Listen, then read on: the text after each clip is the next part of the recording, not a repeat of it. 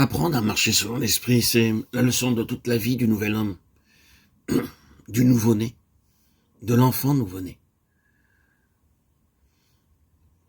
Et à mesure qu'il se défendra, et cela arrivera pour finir, il prendra l'ascendance absolue sur l'homme naturel et sa pensée. Et grâce à l'énergie du Saint-Esprit qui agit dans le nouvel homme, l'œuvre de la croix s'accomplira pour briser la pensée de la chair, qui, dans les choses spirituelles, aboutit toujours à la mort, et pour mettre sur le trône la pensée spirituelle qui est vie et paix. Romains 8, 6. Telle est la nature de la marche selon l'esprit, et son application a de nombreux aspects. Mais nous devons nous rappeler la loi de cette marche qui est la foi. Nous marchons dans l'esprit, mais nous marchons aussi par la foi. Pour marcher par la foi, il doit donc y avoir un dépouillement. C'est la nature même de la marche par la foi. De tout ce à quoi s'attache l'homme extérieur des sens, de tout besoin et de tout désir de sécurité et d'assurance. Lorsque la vie spirituelle des enfants de Dieu prédomine, ils ne seront accablés ni par l'absence de ressources humaines d'un côté, ni par la présence de forces humaines écrasantes qui s'opposeraient à eux d'un autre côté. Cela est apparent dans leur histoire telle qu'elle nous est montrée dans les Saintes Écritures. Mais il est aussi vrai que lorsque la vie spirituelle est faible, non développée ou en déclin, ils chercheront autour d'eux quelques ressources tangibles et visibles à laquelle ils pourront s'attacher. L'Égypte remplacera toujours Dieu partout où la vie spirituelle est faible. Croire aux directions intuitives du Saint-Esprit dans notre esprit et mettre notre confiance en elle, alors même qu'elles sont si différentes des voies des hommes, et alors même qu'elles nous amèneraient dans un Canaan rempli d'idolâtrie et où règne une grande famine.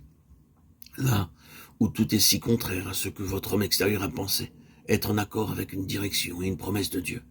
Laisser notre vieille sphère de vie dans le monde, quitter notre famille, la maison de notre père pour cela, être obligé d'attendre ensuite à travers un dépouillement continuel de ses moyens, de ses méthodes, de ses habitudes et de ses jugements, qui sont la constitution même de l'homme naturel. Telle est la loi de la marche spirituelle. Mais c'est le chemin que Dieu a choisi et voulu, le chemin qui le justifiera avec le plus de puissance. Les enfants et les richesses spirituelles et le fruit et le service réel et l'affection de Dieu sont pour ces Abraham de la foi ou pour ces enfants d'Abraham dans l'esprit. Dieu a posé une base de foi pour sa superstructure de gloire spirituelle. Et c'est seulement ce qui est construit sur une telle fondation qui peut servir à des buts spirituels. Que cela soit l'épreuve de notre marche, dans toutes nos questions personnelles aussi bien que dans notre travail et les problèmes de l'Église.